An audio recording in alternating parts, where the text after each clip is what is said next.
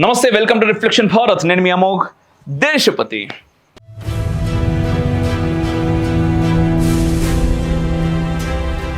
పాత బస్తీ భాగ్యనగరంలో ఉన్న నగరానికి ఏమాత్రం సంబంధం లేకుండా కనిపించే ఒక అస్తవ్యస్త సమూహం.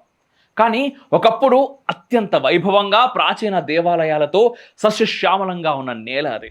ఈరోజు అవే దేవాలయాలు ఏ సందులో చూసినా ధూపాలకు దీపాలకు కూడా నోచుకోకుండా శిథిలమై ఎవ్వరూ పట్టించుకోకుండా కబ్జా కూరల్లో ఉన్నాయి.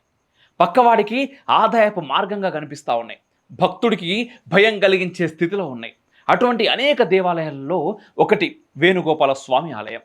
దాదాపు 2 ఎకరాలకు పైగా స్థలం ఉన్న ఆ ఆలయానికి పోవాలంటే కూడా భయపడే పరిస్థితి కబ్జా కూరలలో ఉన్నది. ఆలయ స్థలాన్ని కబ్జా చేసుడే కాదు, 3 అంతస్తుల భవనం కూడా కట్టేశారు. తప్పు అని కోర్టు ఆర్డర్లు ఉన్నా పట్టించుకోకుండా చట్టాన్ని భక్తిని అవమానపరుస్తూ నిర్మాణం ముందుకు సాగించారు. ఎంతోమంది ప్రయత్నించినా ఆ నిర్మాణం ఆగలేదు. చట్టానికి ధీటుగా సాగిపోయే క్రిమినల్స్ చేసినటువంటి పని అది. యమునా పాఠక్ గారితో పాటు లోకల్లో ఉన్నటువంటి కొంతమంది ఆలయాన్ని రక్షించడానికి శక్తివంచన లేకుండా పోరాడుతుండగా రిఫ్లెక్షన్ టీం కూడా అక్కడికి పోయి గ్రౌండ్ రియాలిటీని గతంలో మీకు చూపించింది.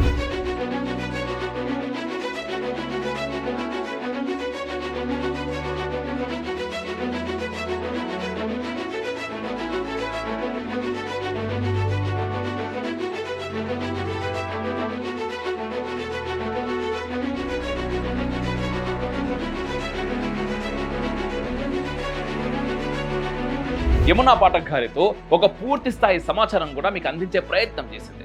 పాత బస్తీలో గవర్నమెంట్ అధికారులే కరెంటు బిల్లులు అడగలేని స్థితిలో ఉన్నారంటే అక్కడ పరిస్థితి ఏ విధంగా ఉన్నదో మనం ఊహించుకోవచ్చు.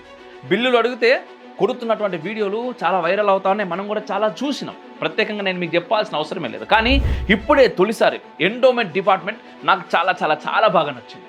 ఈ కబ్జాని ఆపుతూ కబ్జా చేసి కడుతున్న నిర్మాణానికి సీజ్ వేసి దేవాలయ భూములను కాపాడింది.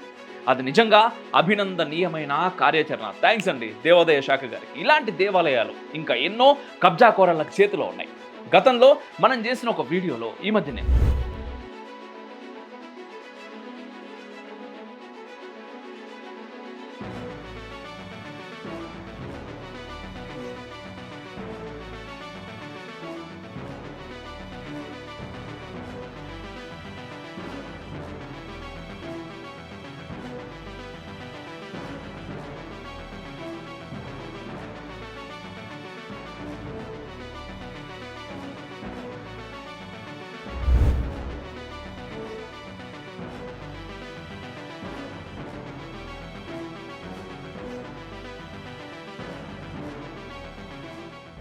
27 లక్షల ఎకరాలకు పైగా దేవాలయ భూములు కబ్జా అయినాయి. మనం పూర్తి వివరాలతో సహా చెప్పినాం. అది అంతకంటే మించే ఉంటుంది తప్ప తక్కువైతున్నది. దయచేసి ఇటువంటి పనులు చేపట్టి దేవాలయ భూములను తిరిగి స్వాధీనం చేసుకోవాలి. ధూప దీపాలకు కూడా నోచుకోకుండా కొన్ని వేల దేవాలయాలు అక్కడ ఉన్నాయి. వాటికి అండగా నిలబడాలి అని నేను కోరుకుంటున్నా. ప్రజలు నాయకులు ఈ విషయాల మీద ఖచ్చితంగా మాట్లాడాలి, ప్రశ్నించాలి. గుడి అంటే కేవలం గోడలు మాత్రమే కాదు, అది ఒక సంస్కృతిని నిలబెట్టిన శబ్దం. ప్రతి శిలలో ఒక ఋషి తపస్సు ఉన్నది. ప్రతి శిఖరంలో భక్తి ఉంది. నేటి యువత కలలుగానే ఈ దేశానికి పునాది రాళ్ళు వేయించిన వాళ్ళ స్వప్నాన్ని నిలబెట్టింది ఈ దేవాలయం. దేవుణ్ణి కాపాడడం కాదబ్బా, ఇది మన చరిత్రను మన అస్తిత్వాన్ని నిలబెట్టుకోవటం. గుడి మీద ఉండాల్సింది కేవలం భక్తి కాదు, బాధ్యత. అది మనకి మనకి మనకి ఖచ్చితంగా ఉండాలి. జై హింద్, మేరా భారత్ మహాన్.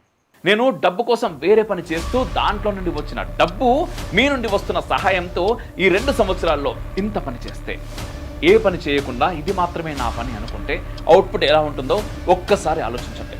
ఒక్కటి చెప్తున్నా, ఈ దేశం ధర్మం జోలికి రావాలనంటే కలలో అయినా కూడా ఉచ్చపడేలా చేయబోతున్నాం. మీ సహాయం అడుగుతున్నాను. ఆర్థికంగా, వ్యూస్, షేర్స్, సబ్స్క్రైబర్ల రూపంలో కూడా. ఒకవేళ చేయకపోయినా పని మాత్రం ఆగదు. కొంచెం లేట్ అవుతుండొచ్చు అంతే. రిఫ్లెక్షన్ ఏదో యూట్యూబ్ ఛానల్ పెట్టి డబ్బులు దాచుకోవడానికి రాలేదు. మార్పు చూడటానికి వచ్చినాం. చూపించేదాకా ఎక్కడికి పోయేది లేదప్పా.